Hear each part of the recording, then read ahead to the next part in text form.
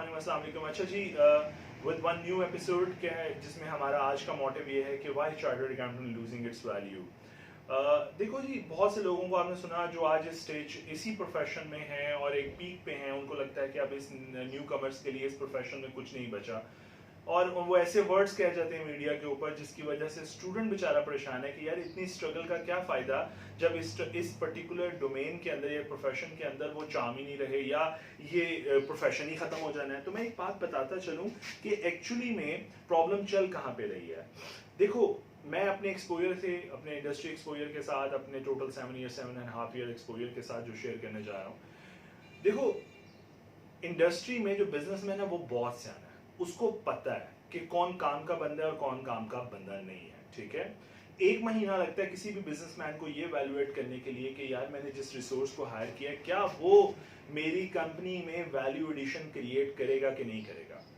देखो, प्रॉब्लम ये चल रही है जो हम प्रोडक्शन प्रोवाइड कर रहे हैं उनको, इंडस्ट्री को एज अ चार्टर्ड अकाउंटेंट की शक्ल में, वो इतनी इनकम्पिटेंट सी शक्ल में प्रोवाइड कर रहे हैं, या मैं यूं कहूं, मैं इनकम्पिटेंट नहीं कहता क्योंकि they are technically very sound, but मैं यूं कहूं अगर कि हमने उन जो न्यू प्रोडक्शन जा रही है उनको इस काबिल नहीं बनाया कि यार वो बिजनेस डिसीजन लें, वो पार्टिसिपेट करें इन बिजनेस डिसीजन। अगर आप इस चार्टर्ड अकाउंटेंट को और पुराने चार्टर्ड अकाउंटेंट को उठा के देख लो तो दोनों में एक मेजर फर्क नजर आता है कि वो इंडस्ट्री का बिजनेस एनालिस्ट था, वो बिजनेस को मशवरे देता था, वो बिजनेसमैन को मशवरे देता था। तो बिजनेसमैन को लगता था कि इससे ज्यादा ये मेरी कंपनी में बहुत ज्यादा वैल्यू एडिशन कर रहा है, ये बड़ा काम का बंदा है, इसको तो अवार्ड करना चाहिए।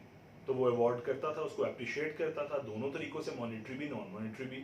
आज ये सारे चार्टर्ड अकाउंटेंट बैठे हैं स्टेज के ऊपर जिनकी लग्जरियस लाइफ को आप देखते हो तो आपको लगता है कि वाओ कितनी आसान है, क्वालिफाई करने के बाद फौरन तो मिल जानी है। ना ना ना, आप उनकी स्ट्रगल नहीं देख रहे लाइफ की, कि वो कितने एनर्जेटिक रहे अपनी लाइफ में और उन्होंने अपनी लाइफ में कितनी एफर्ट्स पुट की हैं। और वो एक आम चार्टर्ड अकाउंटेंट नहीं थे बल्कि एक्स्ट्राऑर्डिनरी थे, उनके पास टेक्निकल स्किल्स के अलावा भी स्किल्स थी। वो अपना पीपा चलाना जानते थे, उन्होंने दिमाग तो उनके ऊपर ये जो गर्दन सर लेके घूमते हैं, खाली ये पीपा लेके घूमते नहीं थे बल्कि वो चलाना भी जानते थे।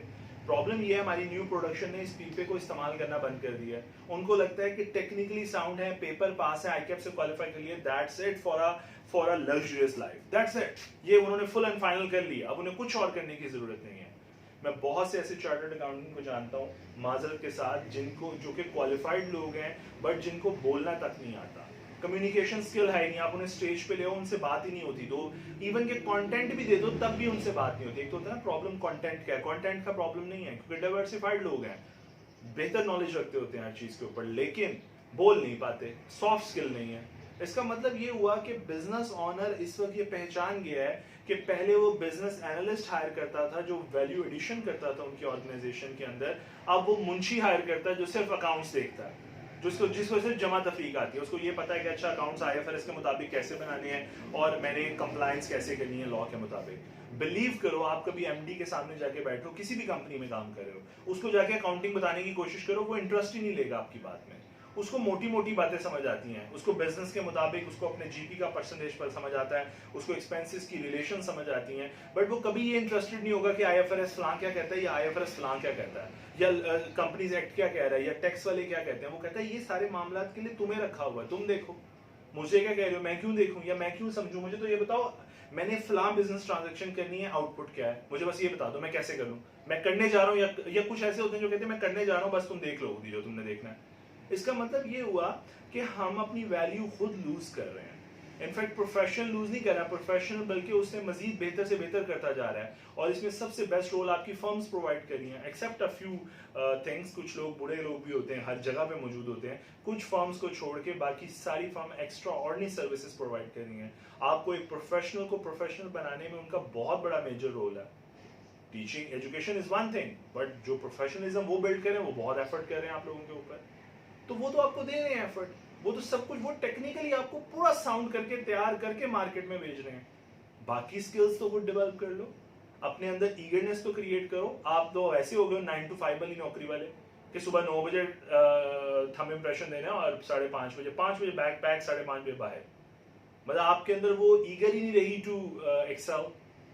तो रीजन क्या होती है, वो ईगरनेस नहीं है तो आप लर्न भी नहीं करते। और लर्निंग तो छोड़ो एक तरफ, आप ऑर्गेनाइजेशन को वो एफर्ट देते ही नहीं जो शायद आप रिटर्न में एक्सपेक्ट करते हो। आप कहते हो पहले रिटर्न है फिर एफर्ट डालूंगा, जबकि इन्हीं सक्सेसफुल लोगों को उठाकर देख लो जो आज कह रहे हैं कि इस प्रोफेशन में जगह नहीं रही, उनसे पूछ के देखो बैठा के कि उन्होंने अपनी जिंदगी में कितनी एफर्ट की, तो आपको नजर आएगा उनकी एफर्ट्स पहले थी और रिवॉर्ड बाद में था। हम लोगों का प्रॉब्लम, जो करंट प्रोफेशनल का प्रॉब्लम ये हो गया कि इनको रिवॉर्ड पहले चाहिए, इनको सैलरी, वो लग्जरियस सैलरी पहले चाहिए, काम का बाद में सोचेंगे वो, और वो कभी नहीं करेंगे। मैं कहता हूँ उनको दे भी देना सैलरी, तब भी वो काम नहीं करेंगे, क्योंकि मूड ही नहीं है, क्योंकि वो एटीट्यूड ही नहीं है टूवर्ड्स वर्क।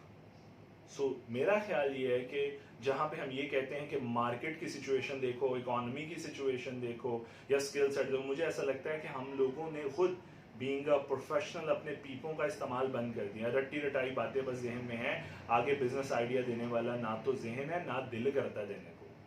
सो खुद डिक्लाइनिंग फेज को हमने खुद क्रिएट करना शुरू। अगर हम इसको अब भी पीपा चलाना शुरू नहीं करोगे ना, तो मैं आपको गारंटी करता हूँ कि एक टाइम आएगा कि ये जो डिक्लाइन है ना, ये परमानेंट हो जाएगा। तो फिर जाहिर बात है, ये प्रोफेशन एजुकेशन वाइज देखो तो बहुत इसमें डिफिकल्टीज हैं, कॉम्प्लेक्सिटी हैं, तो फिर हर एक को यही लगेगा कि कॉम्प्लेक्सिटी ज़्यादा है और रिवॉर्ड कम है। और रिवॉर्ड भाई आपकी अपनी बेवकूफ़ी की वजह से कम है। इस वक्त ऐसे चार्टर्ड अकाउंटेंट मौजूद हैं जो वो लग्जरियस लाइफ भी कमा रहे हैं यंग एज के अंदर, जो आप ड्रीम करते हो, और ऐसे चार्टर्ड अकाउंटेंट भी मौजूद हैं जो शायद बहुत बुरी सैलरी ले रहे होंगे, जो शायद आप कभी उसके बारे में सोचना भी नहीं चाहोगे, लेकिन वो बेचारे काम कर रहे होंगे। लेकिन प्रॉब्लम ये है कि वो अपने अंदर का फॉल्ट आइडेंटिफाई नहीं कर रहे, उन्हें बस लगता है कि सामने वाली ऑर्गेनाइजेशन गलत है। बट इनफैक्ट अगर ऑर्गेनाइजेशन से पूछ के देखो तो आपको रियलाइज होगा ऑर्गेनाइजेशन ने उन पर एहसान किया हुआ उनको काम पे रख के, चाहे तो निकाल देती उनको। सो प्लीज़ इन चीज़ों को समझो, ये तस्वीर का एक रुख ये भी है। अल्लाह ताला आप सबको आसानी तरफ फरमाए और पीपे चलाने की तौफीक अता फरमाए। अल्लाह हाफ़िज़।